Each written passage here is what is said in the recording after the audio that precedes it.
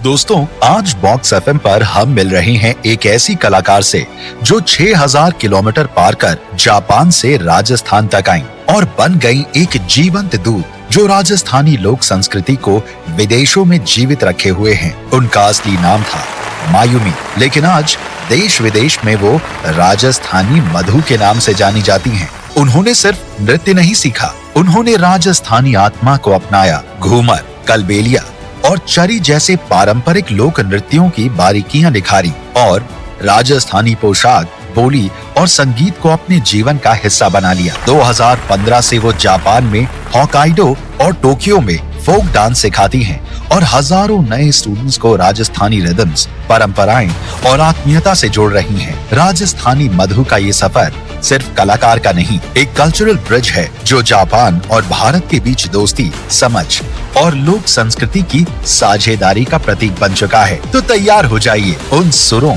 रंगों और तालों से मिलने के लिए जो समंदर पार से आकर भी रेत की खुशबू साथ लाई है। राजस्थानी मधु यानी मायुमी, एक ग्लोबल फोक एम्बेसडर, सिर्फ बॉक्स एफएम पर।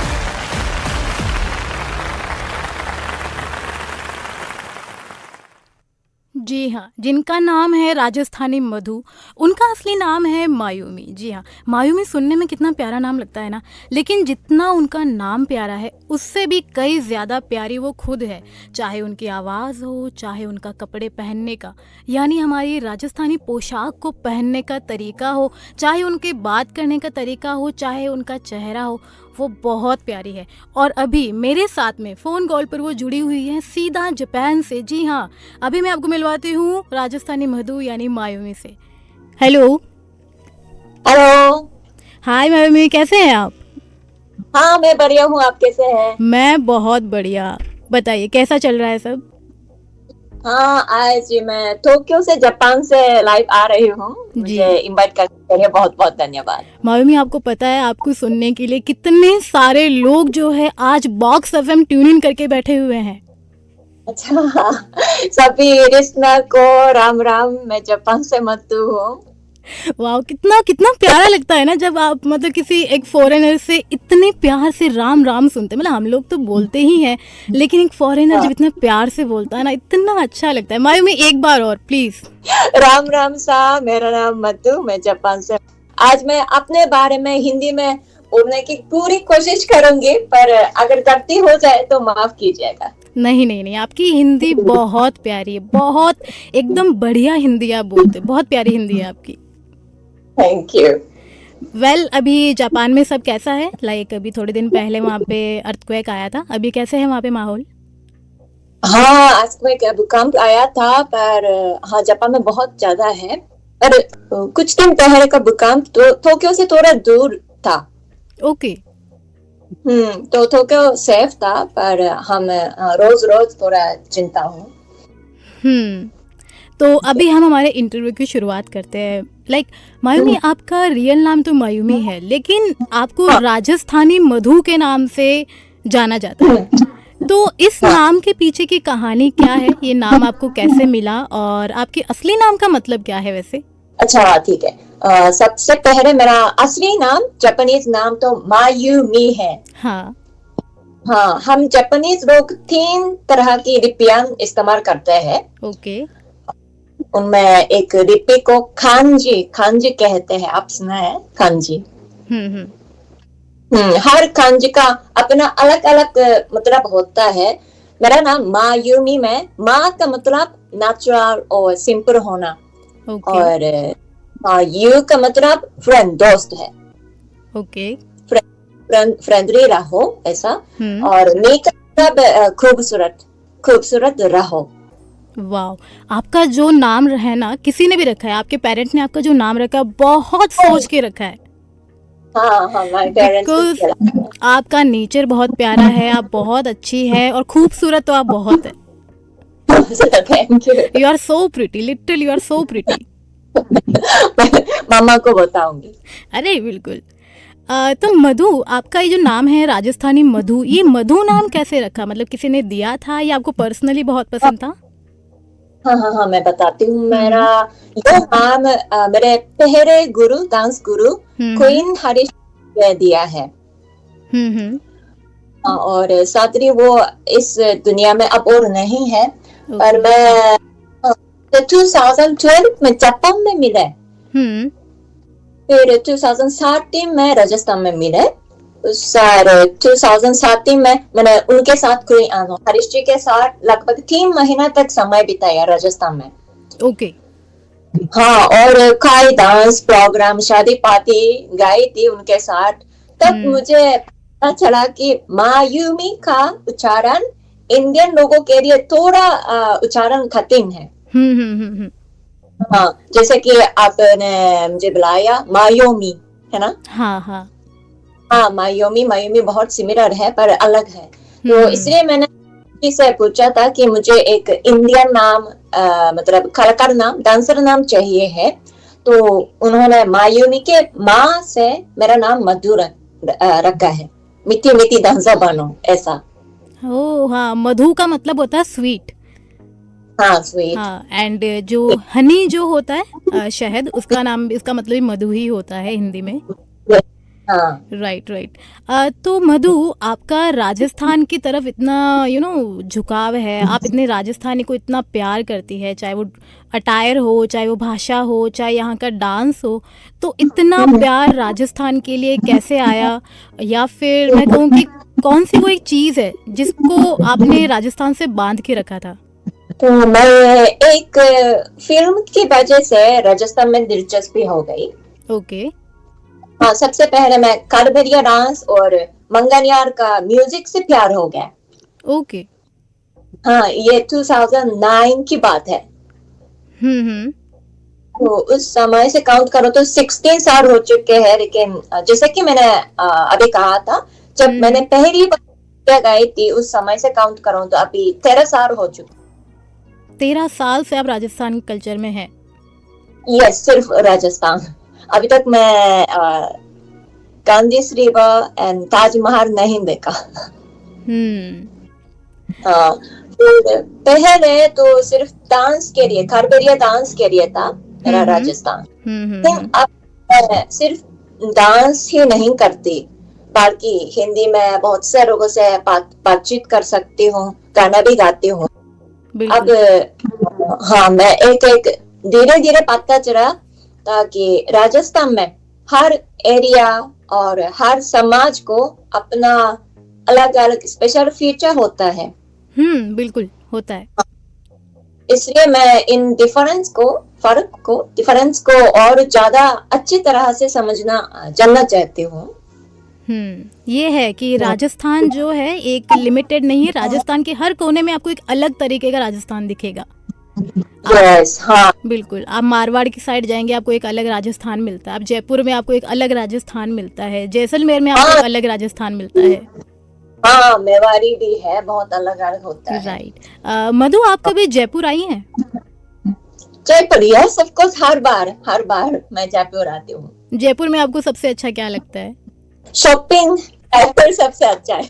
शॉपिंग के लिए लिटरली दूर दूर से लोग आते हैं यहाँ शॉपिंग करने के लिए। जो राजस्थानी आर्ट है ना, उसके लिए बहुत फेमस है Jaipur. Block print and mirror work. Jaipur में मैं खरीदना चाहती हूँ। मधु जी, जब हम आपकी पोस्ट बना रहे थे, सोशल मीडिया पोस्ट, तो जो फोटो हमने यूज करी थी, उस फोटो में आप बहुत सुंदर लग रही है राजस्थानी पोशाक में। अच्छा, थैंक यू। हाँ, तो राजस्थानी पोशाक में हर एक चीज बहुत खूबसूरत है, लेकिन मैं आपकी बात करूँ तो आपको पर्सनली क्या सबसे ज्यादा पसंद आता है उस पोशाक में? पोशाक में? हाँ, मतलब राजपूती पोशाक के अलावा नहीं, उसमें लाइक आपको ज्वेलरी ज्यादा पसंद आती है या वो अटायर पसंद आता है? ज्वेलरी भी इतनी सारी अलग अलग ज्वेलरी होती है, कौन सा सबसे ज्यादा आपको अच्छा लगता है? तो थोड़ा मुश्किल क्वेश्चन है। अब तक मैंने कालबेलिया ड्रेस, राजपूती पोशाक, राजपूती सूट कहते हैं, ओनली 3 ड्रेस पहनती है। तो उसके अलावा मुझे कोई नॉलेज नहीं है, पर आजकल मैं राजपूती पोशाक पहनना में बहुत कंफर्टेबल हो रही है। ओके, अभी आप बहुत कंफर्टेबल फील करती है उस पोशाक में?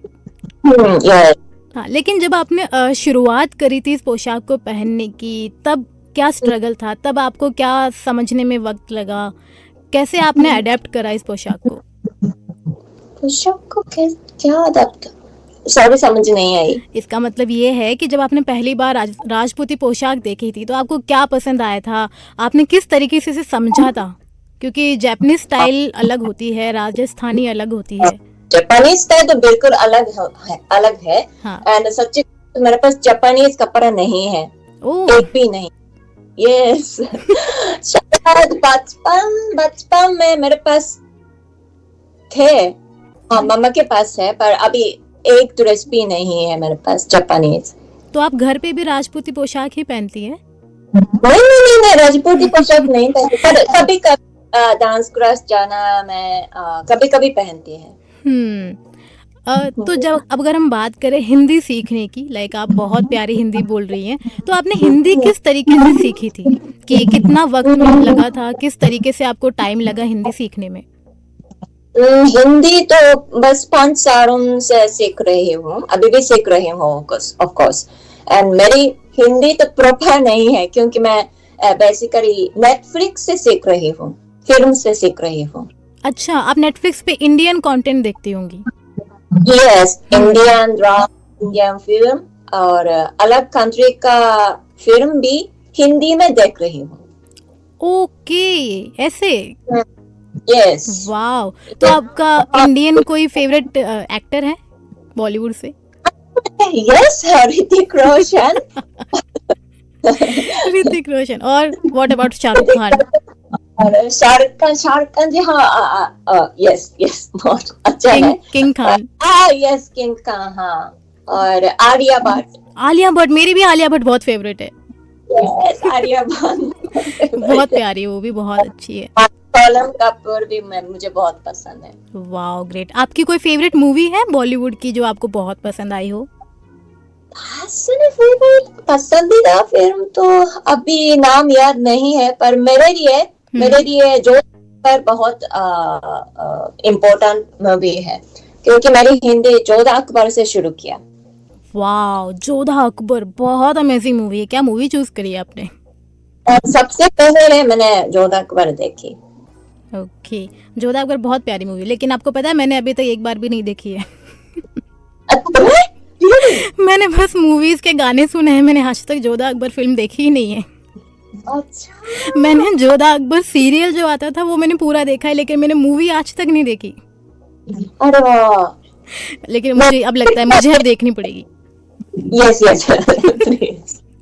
ओके, तो Madhu ji, like Rajasthani dance form आप बहुत सारे करती हैं, एंड आपने कैसे सीखा? बहुत टफ डांस होता है राजस्थानी, अलग अलग टाइप्स होते हैं, तो आपने कैसे सीखा डांस? आपको कितना टाइम लगा था?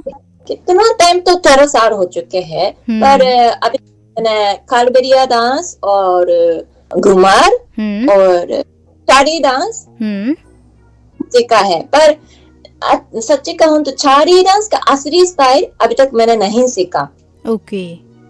हाँ, बस मैं सर पर मटका चारी रखकर कर सकती हूँ, उससे रिवर तक है। तो इसलिए अभी मैं सोच रही हूँ नेक्स्ट टाइम, एक्चुअली मैं जनवरी में राजस्थान आने वाली हूँ। हाँ, तो जनवरी में असली चारी डांस का स्टाइल सीखना चाहती हूँ। वाह, इसका मतलब आप अभी स्टार्टिंग फेज में है चरी डांस में? आप अभी शुरुआत करी है आपने चरी डांस की, अभी आप सीख रही हैं वो? यस, असली स्टाइल में। मैंने आपकी उस पे सोशल मीडिया पर देखा था कि आप एक राजपूती वेडिंग को बहुत एंजॉय करना चाहती हैं। हाँ, ये भी हाँ मैंने आपने एक राजपूती वेडिंग अटेंड भी करी थी? इफ पॉसिबल, अभी तक नहीं मिली। अभी मैं फ्रेंड से भी पूछ रही हूँ, पर अभी तक नहीं है। ओके, तो आप जनवरी में आप राजस्थान आ रही है, आई होप कि हम लोग भी मिले एक बार। यस, बिल्कुल। जयपुर है ना? हाँ, जयपुर। मैं हमेशा दिल्ली से सीधा जयपुर जा रही हूँ। अच्छा, इस जनवरी? इस जनवरी, हर बार। अच्छा, प्लीज आप जब भी जयपुर आए मुझे आपसे सच में मिलना है। यस, पक्का पक्का। बिल्कुल। अच्छा, तो लाइक सोशल मीडिया पे ना मैंने देखा है, यूट्यूब पर मैंने देखा है कि आपकी जो वीडियोस हैं, जो डांस है, लोगों को बहुत पसंद आता है। लोग बहुत प्यार देते हैं आपके आर्ट फॉर्म को, आपकी कला को। तो इतने सारे लोग जब आपको सपोर्ट करते हैं तो आपको कैसा लगता है? उसके लिए मैंने गानो गानो अच्छो लगो सा। वाओ! और जिन लोगों से मैं अभी तक मिली भी नहीं हूँ, लेकिन फिर भी वह मुझे से सपोर्ट कर रहे हैं, और ये मेरे लिए कितनी बड़ी बात है। मैं सच में बहुत धन्यवाद कहना चाहती हूँ, और बहुत सारे लोग मुझे से कहते हैं कि वे मुझे से मिलना चाहते हैं। If तो मैं भी सभी से मिलना चाहती हूँ, लेकिन सच्ची कहूँ तो मैं इंडिया में मेरा समय बहुत सीमित है हर बार। हाँ, क्योंकि मैं जापानीज कंपनी में भी काम करती हूँ रोज। अच्छा। यस, ब्यूटी सैलून कंपनी में काम करती हूँ मंडे से फ्राइडे तक। वाओ, मतलब आप एक तरफ पूरा राजस्थानी कल्चर भी सीख रही हैं, दूसरी तरफ आप वर्किंग भी है। Great great Yes. Great great. तो तो हाँ बताइए। सॉरी, जब भी मैं राजस्थान में होती हूँ, हॉलीडे नहीं है, तो सुबह बजे इंडियन टाइम, सुबह 5 बजे से 2 बजे तक मैं रोज लैपटॉप पर काम करती हूँ। काम के द्वारा मैं नहीं कर सकती, इसलिए हाँ टाइम नहीं है। लेकिन हम चाहते हैं कि अगली बार आप जब राजस्थान आए, इंडिया आए, तो एक लंबे टाइम के लिए आए और उन लोगों से खासकर मिले जो आपसे मिलना चाहते हैं। मैं तो चाहती हूँ आप है ना एक मीटअप कर दिए। मीटअप, हाँ, कैसे करूँ पता नहीं, आइडिया नहीं है। कुछ नहीं, आपको बस एक जगह जो है वो बुक करनी होगी वहाँ पे, एंड सोशल मीडिया से लोगों को बताना होगा कि अगर आप मुझसे यानी राजस्थानी मधु से मिलना चाहते हैं तो इस दिन इतने बजे यहाँ पर आ जाइए। अच्छा, फिर मैं क्या? फिर देखना, अब फिर बाद में लोग हैं और आप हैं, फिर सेल्फीज, वीडियोस, ऑटोग्राफ्स, सब कुछ यही होगा वहाँ पे। अच्छा, सारे कैमरा सब कुछ आपके ऊपर होगा। लाइमलाइट जो होती है ना वो आपके ऊपर होगी उस दिन। आपको आना चाहिए। जयपुर में बहुत सारी अच्छी अच्छी जगह हैं जिनको आप बुक कर सकती हैं और वहाँ पे अपना मीटअप रख सकती हैं। आपको बहुत अच्छा लगेगा। अच्छा है, बिल्कुल। मधु, मैं आपसे अब ये पूछना चाहती हूँ कि आप जब सिंगिंग करती हैं तो लोगों का क्या रिएक्शन होता है? क्योंकि मैंने आपके यूट्यूब पर जो आप सिंगिंग की वीडियोस आपने डाली है, मैंने देखी है, आप काफी अच्छा गाती है। हाँ, धन्यवाद। आपकी जो हाई नोट्स वाली जो सिंगिंग है मुझे पर्सनली बहुत पसंद है। Thank you. मैं 2017 से सिंगिंग प्रैक्टिस शुरू किया। ओके। हाँ, आशा सपेरा जी से। और हाँ, जब मैं इंडिया में तो हमेशा अच्छा रिएक्शन मिलता है, और जापान में तो जब मैं जापान में परफॉर्म या करती हूँ तो वहाँ रहने वाले इंडियन लोग भी देखने के लिए, सुनने के लिए आते हैं। ओके, वहाँ के इंडियंस जो है। यस, जापान में रहने वाले इंडियन लोग तो वे होते हैं। बहुत मजा आया, ऐसा लगा जैसा हम आज इंडिया में है, जैसे घर वापस आ गए हम। ये सुनकर मुझे बहुत खुशी होती है। और जापानीज लोगों से तो एक दिन राजस्थान जाना चाहती हूँ, ये ड्रेस का नाम क्या है, इस ज्वेलरी का नाम क्या है, ये कहाँ पे मिलेगा, ऐसा क्वेश्चन मिलता है, तो ये मेरे लिए खुशी की बात है। और मुझे ऐसा भी लगा मेरा प्रमोटिंग सक्सेस हो गया जापान में। आप राजस्थान को बहुत प्रमोट कर रही हैं वहाँ पे, जापान में, टोक्यो में। इवन आप क्लासेस भी लाइक करती हैं डांस के लिए, डांस और सिंगिंग के लिए? हाँ, करती हूँ। तो वहाँ पर कितने स्टूडेंट्स होंगे अभी आपके? अभी बहुत कम हो गया, लगभग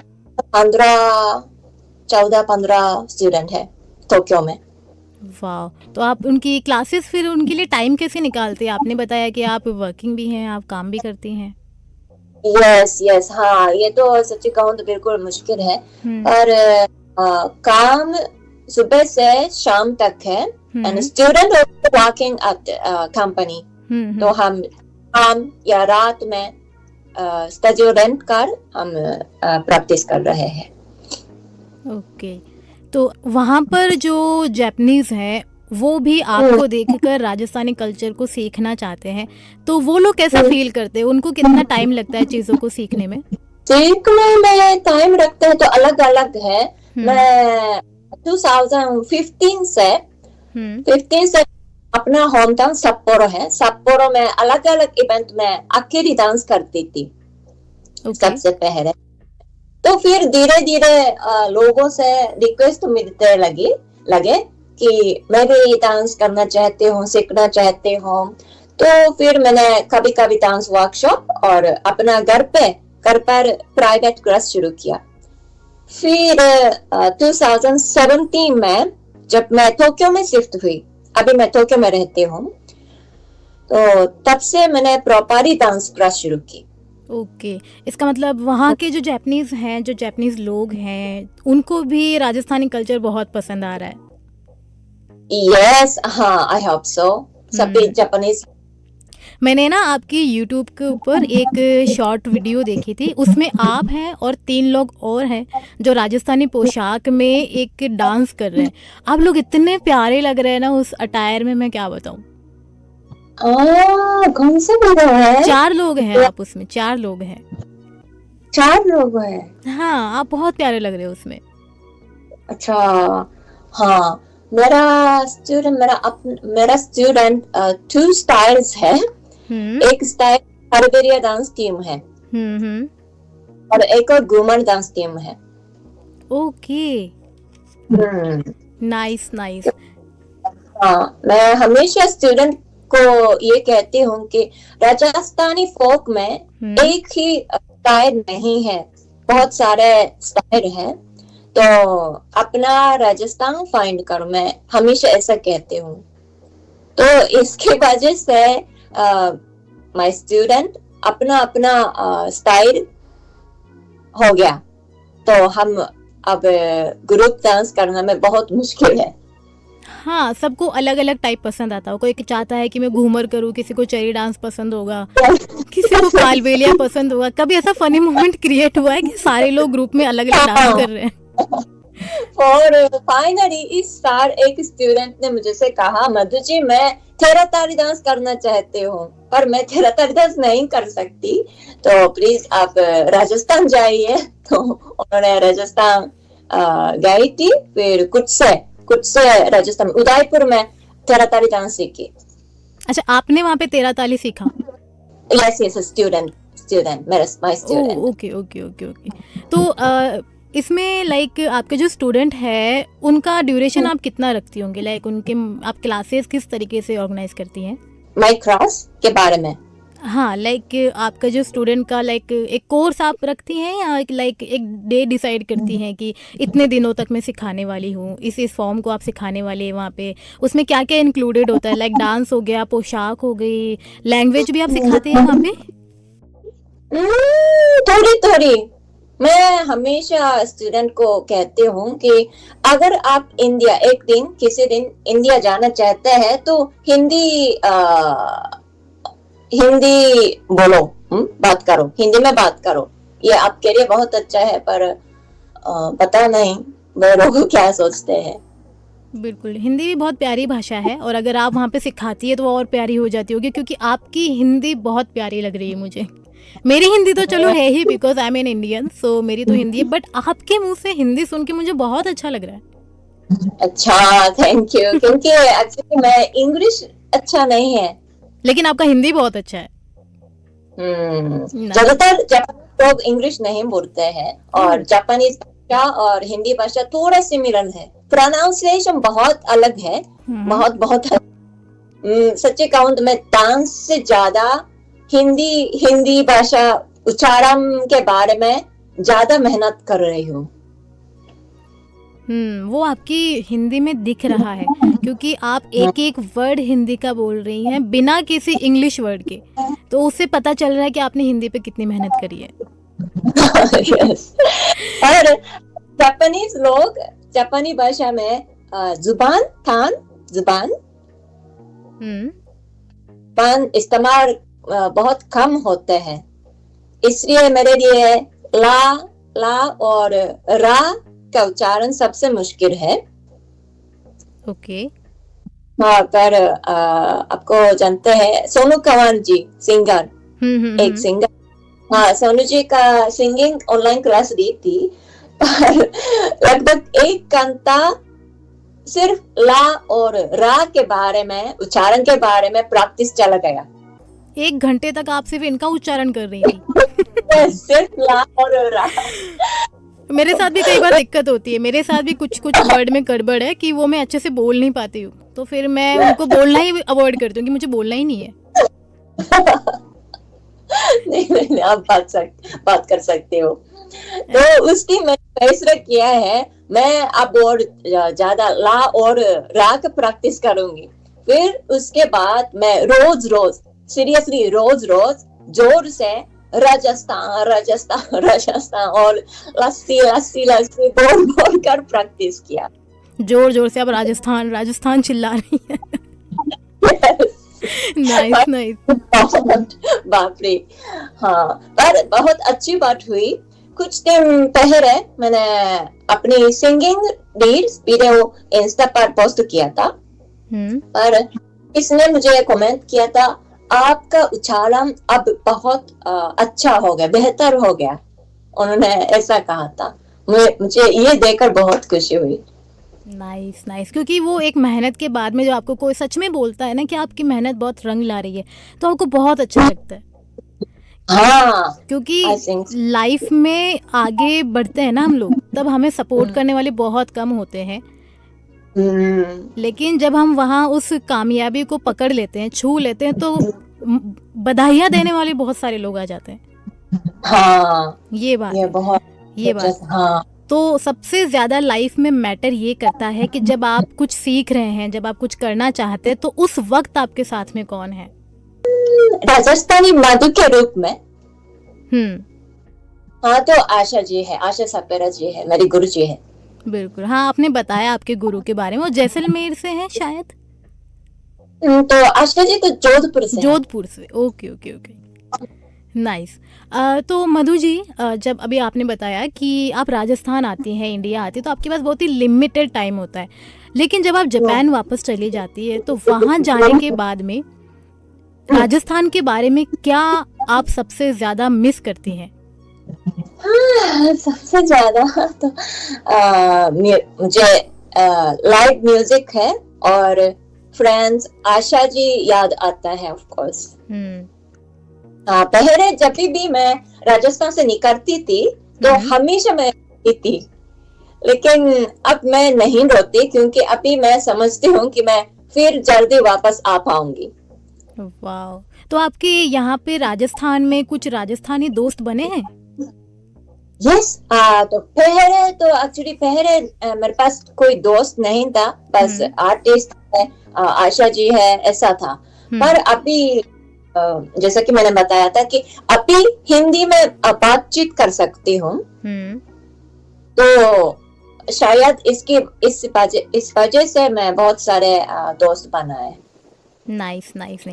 लाइक खुद की कंट्री से दोस्त होना तो अलग बात है, लेकिन जब आपके दोस्त किसी दूसरे देश के बन जाते हैं तो वो मोमेंट ही बहुत प्यारा होता है।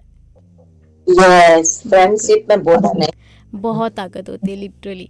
तो आपने जापान में राजस्थानी कल्चर को डिफाइन करने के लिए कैसे किया? किस तरीके से आपको ख्याल आया कि मुझे अब जापान में जो है राजस्थानी कल्चर के बारे में बताना है? ये दिमाग में कैसे आया आपका आइडिया? जैसा कि मैंने बताया, शुरुआत में मैं जापान में टोक्यो में अकेली डांस करती थी, फिर धीरे धीरे डांस क्लास शुरू की, फिर टोक्यो में शिफ्ट हुई। उसके बाद मैं बहुत सारे चीजें करती हूँ। उदाहरण के लिए राजस्थानी फोक डांस इवेंट आयोजित करती हूँ, या जापानीज छोटे छोटे बच्चे को, स्टूडेंट को सिखाती हूँ, और बिग स्टेज पर ग्रुप लॉन्ग टाइम परफॉर्म कर पाती। ये सब मैं अकेली तो कभी नहीं कर पाती, लेकिन मैं किसी को बुलाकर या रिक्रूट कर स्टूडेंट नहीं बनाती हूँ, तो वे लोग नेचुरली से मेरे पास आए हैं।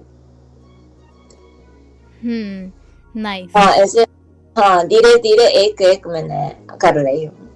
तो आपको जब पहले किसी इंसान ने जापान में आपको बोला था कि उनको भी राजस्थानी कल्चर सीखना है, तो आपको क्या ऐसा लगा था कि क्या मैं इन्हें सिखा पाऊंगी, क्योंकि मैं खुद अभी सीख रही हूँ?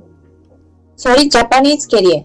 हाँ, जब किसी पहले इंसान ने आपको बोला था कि मायूमी मुझे भी सीखना है, तो आपको उस टाइम कैसा लगा था कि क्या आप उन्हें सिखा पाएंगी? हाँ, मैं हमेशा ऐसा कहती हूँ कि हाँ, मैं सिखा दूंगी, मैं करवा दूंगी, क्योंकि मैं कोई क्या कहते हैं, एंग्शियस नहीं है डांस सीखना में, सॉरी सिखाना में। ओके।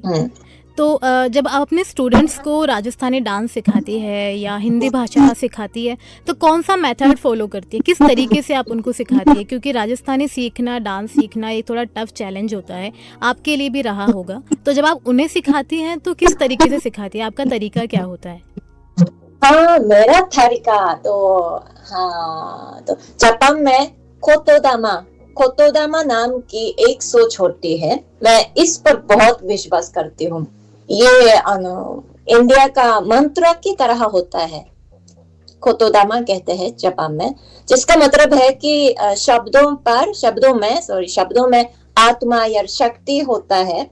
अगर हम नहीं कर सकते, जैसा शब्द बोले तो सच में हम नहीं कर पाएंगे, मुझे ये पसंद नहीं है। तो मैं हमेशा स्टूडेंट को कह रही हूँ, please don't say I can't do it, you can do it. हाँ, यस, हमेशा you can do it. Madhu ji घुमार नहीं कर सकती, पर मैं ऐसा मत कहो, आप कर सकती हो, ठीक है। आज नहीं कर पाई तो मैं जरूर करवा दूंगी, मैं हमेशा ऐसा कर रही हूँ। यस, आपके अंदर एक नेवर गिव अप वाला जो होता है मोटिव, वो आपके अंदर होना चाहिए। यस, मुझे भी। तो अभी मैं बात करना चाहूंगी उस मोमेंट की जो एक हिस्ट्री क्रिएट करके चला गया, यानी कि जब जापान में Indian prime minister Narendra Modi आए थे एंड आप उनसे मिली थी, तो वो मोमेंट कैसा था आपके लिए कि आप प्राइम मिनिस्टर ऑफ इंडिया से बात कर रही हैं, फेस टू फेस मिल रही हैं, आपने उनको गाना गा के भी सुनाया है, वो बहुत खुश हुए आपका गाना सुन के, तो वो वाला जो पल था वो किस तरीके का था, उसके बारे में बताइए। हाँ, ठीक है, थोड़ी लंबी कहानी है। सबसे पहले वो दिन 29 अगस्त था, मुझे भी याद है। उससे 10 दिन पहले टोक्यो की इंडियन एम्बेसी के ICCR डायरेक्टर कनिका जी ने मुझे से कहा, मधु, क्या आप 29 अगस्त को इंडिया से एक VIP आ रहे हैं, तो आप उन्होंने हिंदी में वेलकम कर सकती है। उन्होंने मुझे से ऐसा पूछा था, तो मैंने पूछा था VIP कौन है, लेकिन उन्होंने कुछ नहीं बोला क्योंकि सब कुछ टॉप सीक्रेट था। पर मैं कनिका जी पर बहुत भरोसा करती थी, एम्बेसी का डायरेक्टर कनिका जी पर बहुत भरोसा करती थी, तो मैंने कर सकती हूँ ऐसा जवाब दिया। तो मैंने कहा फिर कुछ दिन बाद पता चला कि वो VIP कोई और नहीं है, मोदी जी हैं।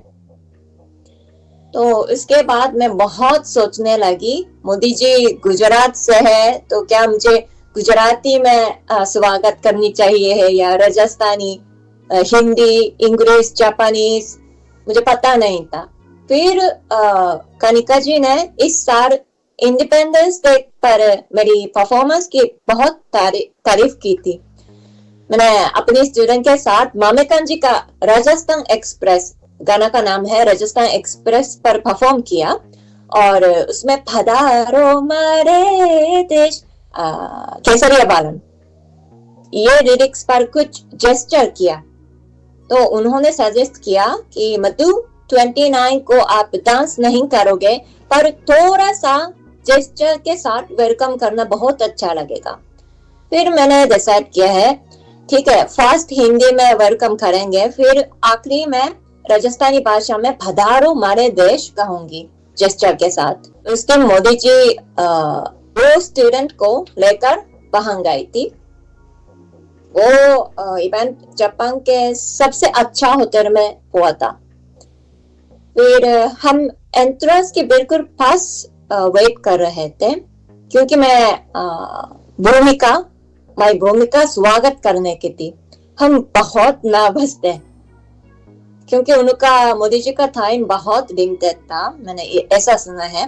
मैं सोच रही थी कि अगर मोदी जी नहीं सुना तो मैं क्या करूं, लाइक दैट। तो मोदी जी आ गए, मैंने थोड़ी दूरी से हिंदी में स्वागत शुरू की। फिर मोदी जी हमारे सामने रुक गए और मेरी आंखों में देखकर बात सुनी और मुझसे नॉर्मल कन्वर्सेशन भी की। मैंने कभी नहीं सोचा था कि मोदी जी मुझे से नॉर्मली बात करेंगे। और उन्होंने मुझे से पूछा, आप हिंदी बहुत अच्छे हो, कितने साल हिंदी सीखी? तो मैं थोड़ा सा पैनिक हो गई थी। 5 साल कहना था पर 20 साल निकल गया। हाँ, उन्होंने पूछा राजस्थान और गुजराती ज्यादा गाए, और मैंने गलती से बोला, गलती से मैं राजस्थान और गुजराती का भजन सीख रही हूँ। गलती से मैंने ऐसा बोला था। तो इस गलती की वजह से मुझे मोदी जी के सामने वारी जाऊं वाले भजन गाने का मौका मिला है। मतलब गाना गाने का बिल्कुल भी कोई प्रण नहीं था उस दिन। अच्छा, तो यानी कि हम लोग जो वीडियो में देखते हैं कि आप मोदी जी के सामने वो वारे जाऊं गाना या भजन जो आप गा रही हैं, वो आपने पहले से तैयार नहीं किया हुआ था, वो रैंडमली आपने गाया था? यस, बिल्कुल रैंडमली। आप नर्वस थी उस टाइम उनके सामने? यस, बहुत नर्वस थी। और उस दिन मेरा जापान में काम भी था, फ्राइडे था, इसलिए उस इवेंट के बाद मैं सीधा काम पर ऑफिस पर वापस गई। मैं काम के दौरान कभी इंस्टाग्राम चेक नहीं कर सकती, लेकिन उस दिन बहुत सारे कॉल्स मैसेज आए हुए थे। मैंने सोचा था क्या हुआ, इंडिया में क्या हो गया। फिर जापान में 5 बज गई। काम के बाद जब इंस्टाग्राम देखा तो मोदी जी के ऑफिशियल अकाउंट में मेरा वीडियो पोस्ट किया गया है। तो मेरा उस पर मोमेंट पर मेरा लेग्स सच में कांप गए।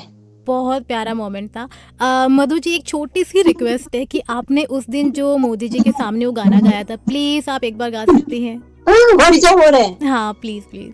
वारी जाओ रे, बलिहारी जाओ रे, वारी जाओ रे, बलिहारी जाओ रे, मारे सतगुरु आंगन आया रे, मैं वारी जाओ रे। बस। बहुत प्यारा गाया, बहुत प्यारा गाया आपने। Amazing amazing amazing. थोड़ा भूल गई आप। नहीं, आप कितना प्यारा गाती है। Thank you. बहुत बहुत। उस दिन के बाद में जैसे आपने मोदी जी से मिले, आप उस दिन के बाद में क्या आपको ऐसा कभी फील हुआ कि अब आपके ऊपर जिम्मेदारी कुछ ज़्यादा बढ़ गई है? लाइक होता है ना, लोगों की उम्मीदें हमारे से ज़्यादा हो जाती है जब हम इतने बड़े मुकाम पर होते हैं। तो उस दिन के बाद में क्या डिफरेंस आया आपके अंदर? डिफरेंस तो इसके बाद मुझे ऐसा नहीं लगा कि मेरी सोच या मेरी रिस्पॉन्सिबिलिटी बहुत बदल गई, बहुत नहीं है। पर ऐसी बात नहीं।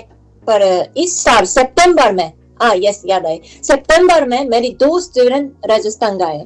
फिर वहां बहुत से लोगों ने माय स्टूडेंट से ऐसा पूछा था कि क्या आप जापान में मोदी जी को स्वागत किया था? स्टूडेंट ने जवाब दिया, नहीं, मैं नहीं हूँ, वो हमारे टीचर है। ये सुनकर मैं एकदम रुक गई।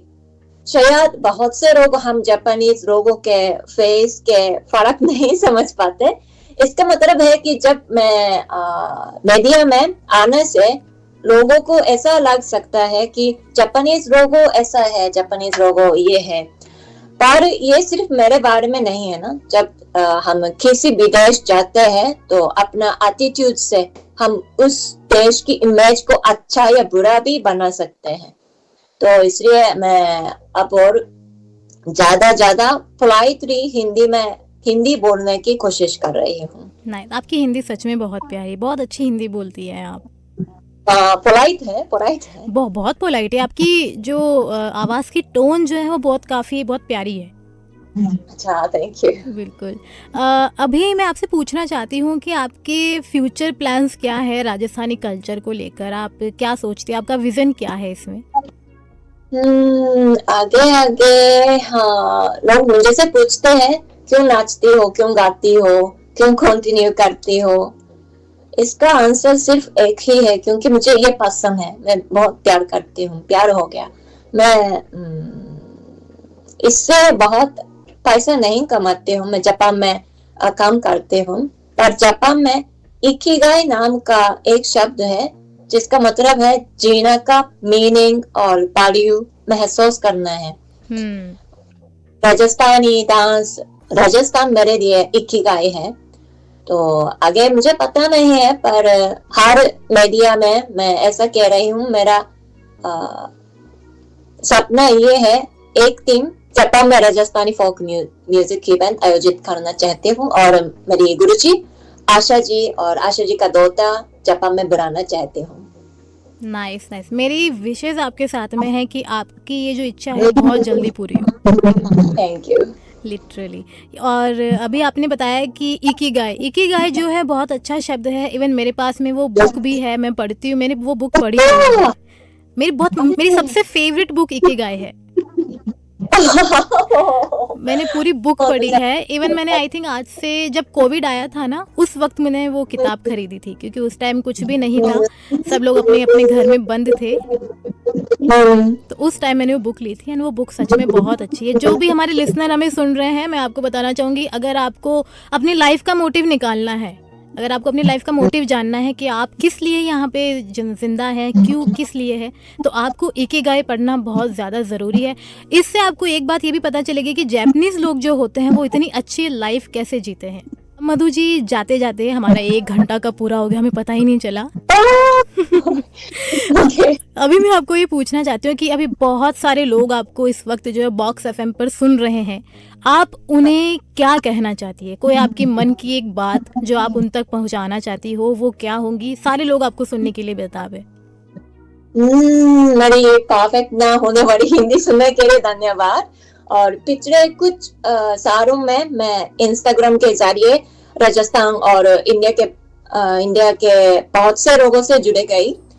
कुछ लोगों मुझे देखकर शायद थोड़ा स्ट्रेंज महसूस करते होंगे, लेकिन फिर भी बहुत से लोग मुझे सपोर्ट और अच्छे अच्छे वर्ड शब्द देते हैं। ये मेरे लिए कितना बड़ा सपोर्ट है। मैं इसके लिए दिल से धन्यवाद कहना चाहती हूँ। एक और 10 जनवरी से 5 फरवरी तक राजस्थान आने वाली हूँ।